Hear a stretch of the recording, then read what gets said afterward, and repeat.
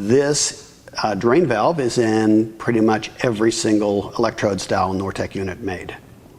So the way this thing works is, right now it's in the closed position. So the port right here is what the steam cylinder actually sits onto and plugs into. This port here goes down to a drain.